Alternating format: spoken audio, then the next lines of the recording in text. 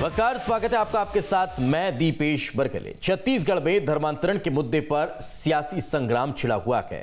BJP Congress के बीच जंग देखने को मिल रही है और अब यह जंग राजभवन तक जा पहुंची है। गवर्नर ने इस मामले को लेकर सीएम को चिट्ठी लिखी है और मामले में कार्रवाई करने की बात कही है। ऐसे में सवाल उठता है कि धर्मांतरण वाले मुद्दे से किसका फायदा, किसका नुकसान। ऐसे मुद्दे पर सियासत से प्रदेश का माहौल बिगड़ नहीं सकता है।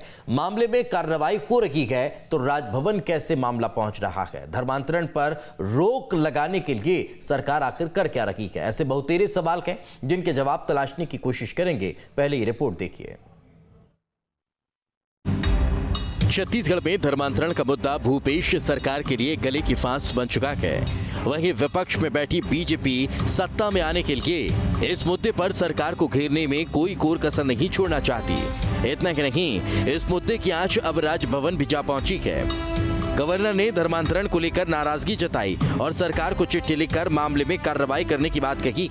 देखिए, धर्मांतरण का तो अपने आप में कानून बना है और वो धर्मांतरण का कोई भी व्यक्ति, किसी को जबरन धर्मांतरण नहीं किया जाता है। ये कानूनन अपराध है।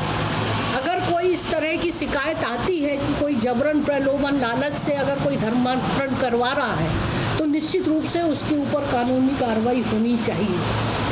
समय समय पर मुझे ज्ञापन मिले, लोगों के सामाजिक संस्थाओं के प्रतिनिधि मिले, मेरे से इस बात की मांग की और मैंने प्रशासन शासन का ध्यान आकर्षित किया है कि ऐसे तथ्य जिनका हमें प्रूफ के साथ ये शिकायत मिलती है तो उन पर उचित कदम उठाएं। बीजेपी सरकार को धर्मांतरण के मुद्दे पर घेर रही है तो अब सीएम भूपेश बघेल ने इस मसले पर विपक्ष पर तीखा प्रहार किया है। पहली बात तो यह है कि मोहन भागवत जी जो कहें कि सबका डीएनए एक है,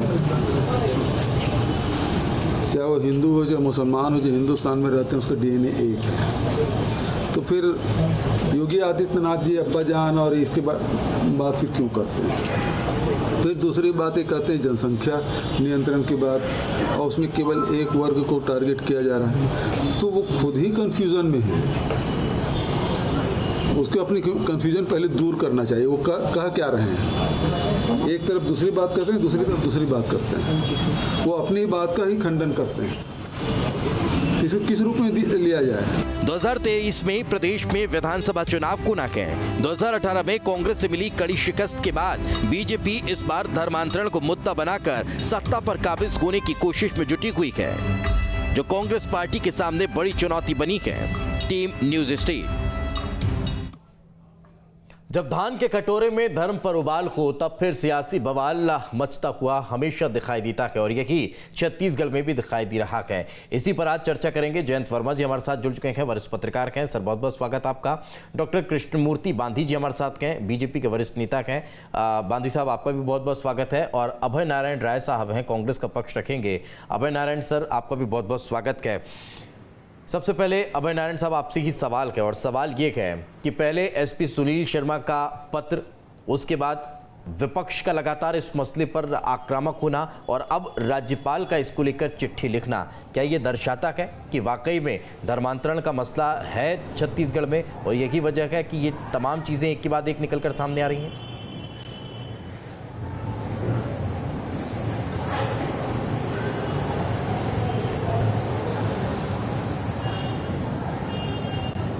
ऐसी राजनीतिक दल है इस देश में जो केवल और केवल राजनीति के सत्ता के उपयोग के लिए धर्म का उपयोग करती है।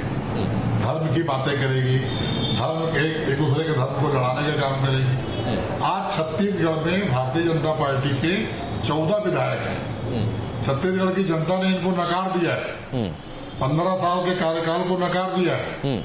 अब इनके पास जब कोई मुद्दा नहीं बचता तो ये घड़े मुर्दे उखाड़ने का काम करते हैं। धर्मांतरण को लेकर बहुत गंभीरता से आप डिबेट करा रहे हैं। मैं न्यूज स्टेट का बहुत स्वागत करता हूं, वेलकम करता हूं कि आप इस मुद्दे को उठा रहे हैं और लगातार उठा रहे हैं और आज आप डिबेट भी करा रहे हैं। हमारी बात जनता सुन रही होगी। धर्मांतरण को लेकर ये गंभीरता होनी चाहिए कि धर्म परिवर्तन कौन लोग कर रहे हैं, वो कौन लोग हैं जो अपना धर्म छोड़ के दूसरे धर्म को स्वीकार कर रहे हैं और क्यों कर रहे हैं। एक समय था लोग गरीबी के कारण भूखमरी के कारण ऐसा करते थे, लेकिन आज तो पढ़ा लिखा वर्ग, आज तो अधिकारी वर्ग, आज तो संपन्न वर्ग भी अपना धर्म परिवर्तन कर रहा है और अपनी मर्जी से कर रहा है। अब रही बात धर्मांतरण में शिकायत की, जो राज्यपाल महोदया ने चिट्ठी लिखी है, तो राज्यपाल महोदया को अगर ज्ञापन गए हैं, राज्यपाल महोदया को यदि भारतीय जनता पार्टी ने भी ज्ञापन दिया है तो विपक्ष की पार्टी है, उनका ज्ञापन देना फर्ज था और राज्यपाल महोदया ने भी अपना फर्ज सरकार को चिट्ठी लिखकर पूरा किया है। सरकार निश्चित रूप से उस पत्र की जांच करेगी, उस पत्र के हिसाब से जांच करवाएगी। अगर कोई शिकायत सही पाई जाएगी, शिकायत नामजद पाई जाएगी, शिकायत में कोई दम होगा तो उस पर कार्रवाई भी होगी। लेकिन राजनीति करने के लिए अगर कोई शिकायत की गई होगी, मुद्दा बनाने के लिए शिकायत की गई होगी, तो उसका अर्थ वही होगा जो किसी भी मुद्दे का होता है। डॉक्टर बांधी विधायक हैं, मस्तूरी के विधायक हैं, मैं भी मस्तूरी विधानसभा में रहता हूँ।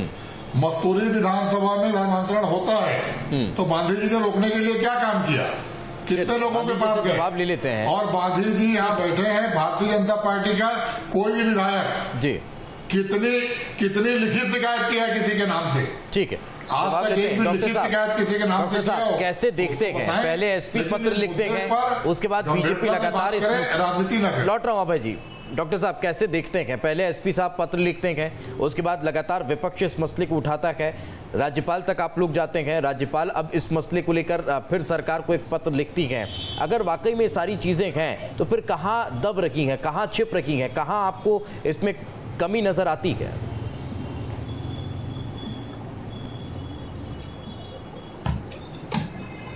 देखिए, कहाँ कमी नजर आती है, धर्मांतरण एक पूरा देश का मामला है और हमारे छत्तीसगढ़ राज्य जिस तरीके से विकसित हो रहा है वो उसके लिए भी महत्वपूर्ण मायने रखता है, क्योंकि इस धर्मांतरण पर केवल जीवन शैली परिवर्तन की बात नहीं करते, ये डेमोग्राफी को भी चेंज करते हैं और लोगों के मूल वंश को भी नष्ट करने का प्रयास करते हैं।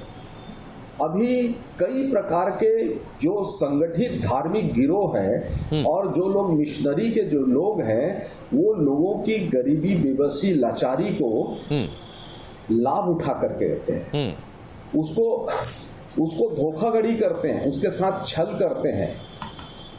इस तरीके से धर्मांतरण का काम किया जाता है, लेकिन सरकार उसको संरक्षित करती है, सरकार की संरक्षण की बात करती है, पुष्टिकरण की बात करती है। मैं कल का अब तो एक हमारे अभय नारायण जी बिलासपुर की है, मैं एक छोटा सा घटना का उदाहरण देता हूं, सरकार कैसे तुष्टीकरण करती है, कैसे संरक्षण करती है, इस बात का मैं आपको उदाहरण देता हूं। कल हमने एक मार्च निकाला था, कैंडल मार्च हमारा युवा मोर्चा को निकाला था, उसे बंद कर दिया गया। इस कलेक्टर ने आदेश दिया, हमने सम्मान पूर्वक उसको बंद किया। विजयदशमी का हमारा जो प्रोग्राम निकलता है, पथ संचलन का काम करते हैं, एक मार्च निकलती है, वर्षों से निकलती आ रही है, परंपरागत निकलती आ रही है, इसमें अभी तक कोई नहीं है। और भाईचारा के साथ निकलती आ रही है, कभी कोई बातचीत नहीं है, उसे शासन ने रोक दिया। और दूसरी तरफ से आज ईदुल मिलाद है, आज उसे उस जुलूस को निकालने की अनुमति दिया गया है। अर्थात संरक्षण को पूरी जनता देख रही है कि कौन है उसको संरक्षण करने का काम कर रही है और किसको दबाने का काम कर रही है। तो ये सरकार की नियत स्पष्ट है और दोनों को ऐसे परिस्थितियों में, ऐसे असामान्य व्यवहार के कारण लोगों के बीच में मतभेद पैदा करने का काम तो ये कांग्रेसी लोग कर रहे हैं। अगर सबके साथ एक दृष्टि अपनाते तो बातचीत कुछ और ही रहती जी, उसको अपनाने का विषय नहीं कर रहे। और दूसरा है, आज पूरे छत्तीसगढ़ में एसपी सुनील शर्मा के द्वारा जो बात आया स्पष्ट है, राज्यपाल, और एक घटना घटी है, मैं आपको बता रहा हूँ। ये जो रोहिंग्या मुसलमान पूरे देश में वर्जित है, इस रोहिंग्या मुसलमान जो है अंबिकापुर जिले के खैरवार करके, बघिया चुआ करके एक जगह है, वहां पर इतने संख्या में वन फॉरेस्ट एरिया में रह करके ये रोहिंग्या मुसलमान लोग छल कपट करके इस फर्जी स्टाम्प पेपर में 100 पेपर में लेकर के आदिवासियों से वो लेने का काम कर रहे हैं जी, जिसकी पत्रकारों ने भी, आपके मीडिया ने उस बात के मुद्दों को उठाया जी जी जी, और यहां तक कि उसके आधार पर टीएस बाबा ने भी इसकी जांच के लिए कलेक्टर को लिखा। एक कितना खतरनाक मामला है ये। रोहिंग्या मुसलमान जिसको हमारे देश में अशांति, हमारे राष्ट्र को चुनौती देने वाले, हमारे यहाँ का अन्न जल खाने वाले जो लोग हैं, दूसरों को हम संरक्षित नहीं दे पा रहे हैं। नहीं, बिल्कुल बांदी साहब, अब इसमें तो जांच की बात सामने आ गई है, जांच पूरी की है। इससे इधर वापस धर्मांतरण के मसले पर मेरा एक सवाल, धर्मांतरण के मसले पर बांदी साहब एक सवाल मेरा ये है कि आप लोगों के संगठन लगातार जमीनी स्तर पर मौजूद है, आप लोग बूथ स्तर पर, सेक्टर स्तर पर, मंडल स्तर पर लगातार एक्टिव हैं। इसके अलावा आरएसएस का जो अनुषंगिक संगठन है भारतीय वनवासी कल्याण आश्रम, वो भी लगातार आदिवासियों के हित में काम कर रहा है। उसके बाद भी अगर धर्मांतरण की खबरें आपको लगता है कि आ रही हैं, तब फिर कहां कमी है, कहां आप लोग इस धर्मांतरण को रोकने में नाकाम रहते हैं? दीपेश भाई, अब मुझे कृपा बोलने देंगे तो मैं बोलूंगा। जी जी जी। और उन्होंने यह भी कहा है अभी, हाँ, अभय नारायण जी जो बहुत ही अच्छे हैं, धर्मांतरण रोकने के लिए डॉक्टर बांदी ने क्या प्रयास किया। मैं एक उदाहरण दे रहा हूं। एक बार चंगाई के नाम पर कैसे छल कपट के साथ चंगाई सभा करते हैं, लोगों को स्वास्थ्य देते हैं, पैरासीटामॉल के भभूत बनाते हैं और पैरासीटामॉल से बुखार उतारने के लिए एक भभूत के रूप में देते हैं कि आप इसे खा लो, तुम्हारा बुखार उतर जाएगा। ये कितना बड़ा छल है। और फिर उसके इलाज के लिए करते हैं। ऐसा देवरी करके गांव में हुआ है, देवरी करके गांव में हुआ है, और उस देवरी करके गांव में मस्तूरी में घटना घटी और उस घटना के कारण कई लोगों को जेल जाना पड़ा। हमने प्रयास किया है, जेल जाना तक पड़ा। हमने समाज के लोगों से अपील किया, अनुसूचित जाति के लोग जो बन रहे हैं, अनुसूचित जनजाति के लोग, अब तो मल्हार जैसे पवित्र धार्मिक नगरी में चर्च बन गया, जो वहां के एक भी अनुयायी आज के इतिहास तक के वहां पे नहीं था। चर्च कैसे बन गया? और हम इसकी शिकायत करते हैं तो कार्रवाई क्यों नहीं करते? हम बताते हैं पचपेड़ी अनुसूचित, मेरे समाज के अनुसूचित जाति के लोग हैं, अपने हमारे गुरु घासीदास बाबा इतने पवित्र और धार्मिक परंपराओं के, मैंने कहा कि वहां एक भी ईसाई नहीं है ग्राम पचपेड़ी में, केवतरा में, वहां पे चर्च कैसे खुल गया भैया? कौन सा प्रलोभन का काम चला? कार्रवाई तो करिए, क्यों नहीं करते? जवाब ले लेते। आज बिलासपुर की घटना को लेकर के जो असामान्य व्यवहार हुआ सरकार के संरक्षण में हो रहा है। जी जी, जवाब ले लेते हैं। अभय नारायण, इसलिए कई सारे सवाल डॉक्टर बांदी ने उठाए हैं और कई महत्वपूर्ण भी हैं कि आखिर इस तरह के मसले सामने आते हैं। शिकायतें दर्ज करवाने के लिए अगर बीजेपी के नेता या फिर कोई और पहुंचता है तो ना तो शिकायतें दर्ज होती है, ना कार्रवाई होती दिखाई देती है। अभय जी। दीपेश जी, शिकायतें केवल मौखिक होती हैं, शिकायतें केवल भाषण देने के लिए होती हैं, शिकायतें केवल मुद्दा उठाने के लिए होती है। अगर लिखित शिकायतें दी जाएंगी तो उस पर कार्रवाई होगी। नाम लेकर के बोल रहा हूं। प्रूफ के साथ कई बार हम लोगों ने भी रिकॉर्ड किया है, कई बार हम लोगों ने भी कवर किया है। अभय जी, प्रूफ के साथ भी अगर कोई पहुंचता है शिकायत दर्ज कराने तो शिकायतें दर्ज नहीं होती है और कार्रवाई तो फिर हो ही नहीं सकती जब शिकायत दर्ज नहीं हुई तो। अब इससे बड़ी बात और क्या हो सकती है? दीपेश जी, छत्तीसगढ़ बने अभी 20 साल हुए हैं, 21 साल में 15 साल भारतीय जनता पार्टी की शासन था, रमन सिंह की सरकार थी, माधी जी मंत्री थे। कितने धर्मांतरणों पे कार्रवाई की इन लोगों ने, कितने के खिलाफ रिपोर्ट दर्ज किया, कितने चर्च इनके कार्यकाल में बने। संविधान की बात करें, कानून सर, अगर ये नहीं करेंगे तो हम भी नहीं करेंगे। अगर ये चर्च खुलवाते जाएंगे तो हम भी खुलवाते जाएंगे। अगर ये धर्मांतरण के मसले पर कार्रवाई नहीं करेंगे तो हम भी नहीं करेंगे। ऐसा ही है ना सर, आप यही कहना चाह रहे हैं? हम तो नहीं दीपेश जी, आपका प्रश्न बिल्कुल वाजिब है, आप सही सवाल कर रहे हैं। हम 3 साल के अंदर हमें जो शिकायत मिल रही है उस पर हम कार्रवाई कर रहे हैं और आज राज्यपाल महोदय का पत्र आया है, सरकार गंभीरता से उस पर कार्रवाई करेगी। ठीक, आपको बहुत जल्द दिखेगा कि अगर पत्र में शिकायत में सच्चाई होगी तो उस जी। पर कार्रवाई होगी। नहीं, ठीक है, मैं लौट रहा हूं। भारतीय जनता पार्टी का ज्ञापन शिकायत बन के आया होगा तो उसकी भी जांच हो जाएगी। जी ठीक है, मैं लौट रहा हूं आपके पास। जयंत वर्मा जी हमारे साथ जुड़े हुए हैं। जयंत सर, काफी महत्वपूर्ण मसला है, और अगर एसपी इस मसले को लेकर एक पत्र लिखते हैं अपने ही अधिकारियों को और कहते हैं कि ध्यान रखिएगा, धर्मांतरण के मसले की शिकायतें बार बार आ रही हैं, इसकी वजह से कहीं कोई व्यवस्थाएं बिगड़नी नहीं चाहिए। दूसरी तरफ विपक्ष इस मसले को लगातार उठाता है, कई तरह की तस्वीरें भी निकल कर सामने आती हैं, और फिर राज्यपाल के पास भी शिकायतें पहुंचती हैं और वो फिर शासन को पत्र लिखती है। कैसे देखते हैं इस पूरे मसले को?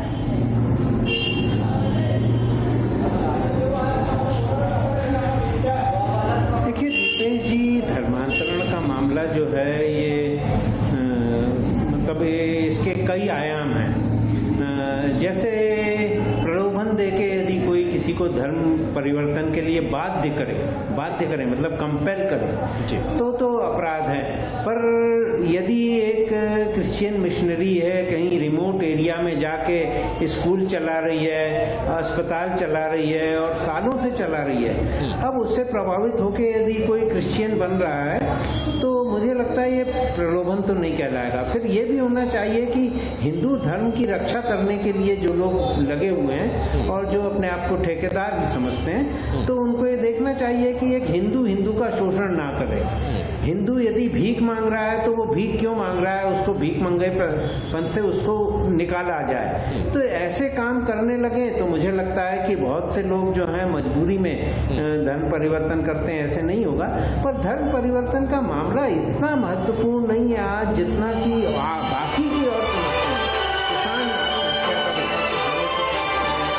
और भी तमाम समस्याएं हैं। आपकी आवाज ठीक से हम तक पहुंच नहीं पा रही है सर। मैं लौटता हूं, आपके पास वापस लौटूंगा। अभय जी, एक और महत्वपूर्ण सवाल मेरा यहीं से शुरू होता है कि अगर कोई प्रलोभन देकर, डरा धमका कर बिटिया की शादी करवा देंगे, बहन की शादी करवा देंगे, उसमें पैसा आपको दे देंगे, इस तरह की बातें कहकर अगर धर्म परिवर्तन करवा रहा है, तो क्या आपको लगता है कि वो शिकायत दर्ज कराने पहुंचेगा?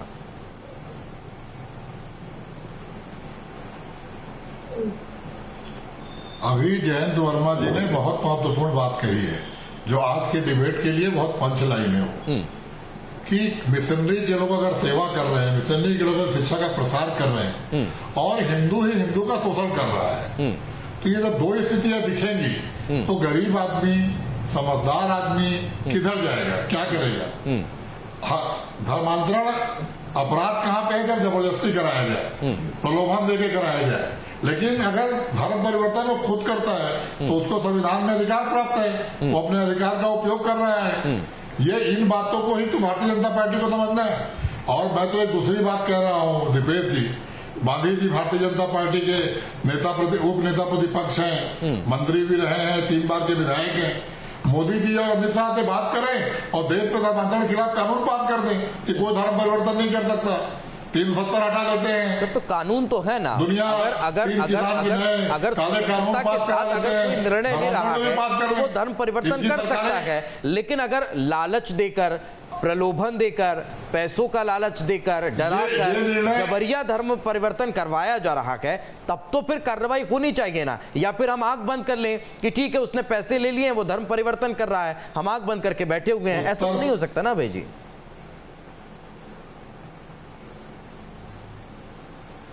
उत्तर प्रदेश में लव जिहाद के नाम पे आंदोलन करेंगे, धर्मांतरण के नाम पे आंदोलन करेंगे।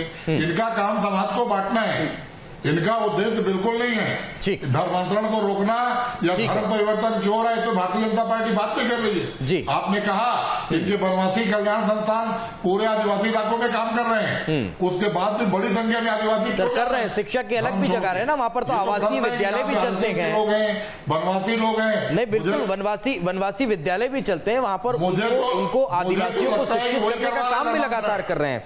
लेकिन उसमें फिर कांग्रेस पर भी सवाल खड़े होते हैं ना कि सर आप लोगों का संगठन क्या कर रहा है। लौट रहा हूं आपके पास, गांधी सर से एक जवाब ले लेता हूं। लौट रहा हूं सर। मेरा तो आरोप है कि आरएसएस ही करवा रहा है, आरएसएस ही धर्मांतरण करवा रहा है। प्लीज गांधी सर जवाब दीजिए। गांधी सर प्लीज दीपेश भाई। जी। उनको थोड़ा चुप करा ददीजिए, जी, जी। चुप करा दीजिए प्लीज। बोलिए बोलिए। दिपेश भाई, जो जयंत वर्मा जी ने कहा कि कोई लंबे समय से काम करता है, यही लंबे समय से तो योजनाबद्ध तरीके से छल पूर्वक किया जा रहा है। लॉन्ग टर्म पॉलिसी है इनकी, जिसके कारण कह रहे हैं। और ये जयंत जी कहते हैं कि धर्मांतरण महत्वपूर्ण नहीं है, किसी का जीवन शैली को बदल दो, वो महत्वपूर्ण नहीं है, किसी के व्यवहार को बदल दो, उसको महत्वपूर्ण नहीं है। और ये बोलते हैं कि आदिवासी क्षेत्र में आदिवासी वनवासी लोग काम कर रहे हैं, वनवासी लोग काम करते, कभी उनके बूढ़ा देव जिसको आस्था का केंद्र मानते आशीदाव, हम उनको वंचित करने का प्रयास नहीं किए। बूढ़ा देव उनकी आदिवासियों के संस्कृति और परंपरा है, हम भी उसको मानते हैं और उसको प्रमोट करते हैं। कभी भी हमारे जो आदिवासी अंचल में काम करने वाले लोग हैं, आदिवासियों को बूढ़ा देव से वंचित करने का काम नहीं करते। और कुछ संगठित लोग के धार्मिक संस्थाएं हैं जो गिरोह के रूप में काम करते हैं,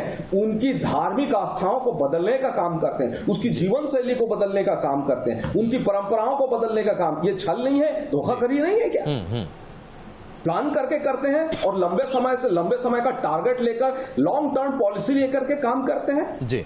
और किसी को जीवन शैली को उपकार करते नहीं है। उपकार के बदले में उनके धर्मांतरिक प्रबंधन, उनको क्या लाभ मिलता है जी। हम उनको मानते कि किसी भी धर्म को अच्छे से और अच्छा बनने का प्रयास करवाते। हमें बहुत अच्छा लगता है कि भाई मेरे सतनामी समाज में मेरे गुरु घासीदास बाबा है जो मरे हुए बछिया को जिंदा करने का सामर्थ्य रखते हैं और इस कलयुग में करते हैं, ब्रिटिश कालीन में करते हैं। इतनी बड़ी भव्य परंपराएं हैं, बिल्कुल हम उसको और समझाने का काम करते हैं ये लोग, बिल्कुल और विश्वास बनाने का काम करते हैं। तो मेरे समाज के ही, मेरे सतनामी समाज को तोड़ने का प्रयास करते हैं इन लोग जी। मेरा उसको बहुत अच्छा मान रहे हैं। नहीं बिल्कुल, मेरा एक और सवाल है, महत्वपूर्ण नहीं मानते उनकी जीवन शैली। उनके हाथ में देखेंगे चूड़ियां नहीं पहनते जी जी। मेरा एक सवाल है सर कि हम धर्म परिवर्तन के बाद वापसी की कोशिश लगातार करते हैं, हम उनकी घर वापसी कराने का प्रयास करते हैं। अगर किसी ने लोभ में आकर, पैसों के लालच में, अपनी बहन बिटिया की शादी के लालच में पैसा लेकर और अगर धर्म परिवर्तन किया, फिर अगर हम उनकी वापसी करवाते भी हैं, तो क्या उसकी जो ज़रूरतें हैं उन्हें पूरा करने के लिए भी कोई काम होना चाहिए? क्योंकि अगर मजबूरीवश आकर कोई धर्म परिवर्तन कर रहा है, तब फिर अगर वो वापस अपने धर्म में आ रहा है, तो उसके लिए भी तो कोई प्रावधान होना चाहिए ना। दीपेश भाई, हमारी सरकार ने बीजेपी के गरीब आदमियों को सामूहिक विवाह करने के लिए हमने प्रोत्साहन दिया। आज कांग्रेस के लोगों ने उस सामूहिक विवाह को बंद कर दिया है। जो गरीब लोगों को खर्चे विवाह में खर्च होते थे, कांग्रेसियों ने उसको बंद करके रख दिया। कितनी बड़ी विडंबना है। तो उसकी जरूरतों को हमने अपनी सरकार की योजनाओं से करने का प्रयास किया जी। सब लोगों को हमने अन्न जल देने का प्रयास किया है जी। तो ये उनकी सुविधाएं हैं, उसको देने का प्रयास कर रहे हैं। 108 हमने 108 का कानून लेकर के आया, मोबाइल लेकर के आया, ताकि आजकल अपना लेकर के आए। अब रिमोट एरिया में कुछ अड़चने हैं, उसको दूर करने के लिए भी सरकार प्रयास कर रही है। बिल्कुल, कहीं ना कहीं ये प्रयास और बढ़ने चाहिए। ये तो पंडों की रक्षा नहीं कर सके हैं, ये क्या बात करेंगे? बिल्कुल, ये सबसे महत्वपूर्ण है। कहीं ना कहीं इस तरह के प्रयास और बढ़ने चाहिए, तब जाकर इस धर्मांतरण के मसले को रोका जा सकता है। हालांकि अभय जी ने इस बात का आश्वासन दिया है कि राज्यपाल जी ने जो पत्र लिखा है वो अगर उचित है तो फिर उस पर कार्रवाई होती नजर आएगी। बहुत बहुत शुक्रिया आप तीनों मेहमानों का हमारे साथ चर्चा में जुड़ने के लिए। अब सवाल यहीं से खड़ा होता है कि क्या यह धर्मांतरण का मसला सिर्फ राजनीतिक है या फिर वाकई में धर्मांतरण हो रहा है, और अगर हो रहा है तब फिर उस पर कार्रवाई किस तरह की होती है, यह आने वाला वक्त बताएगा। इसी के साथ हमारी इस खास पेशकश में आज फिलहाल इतना ही। दीजिए इजाजत, नमस्कार।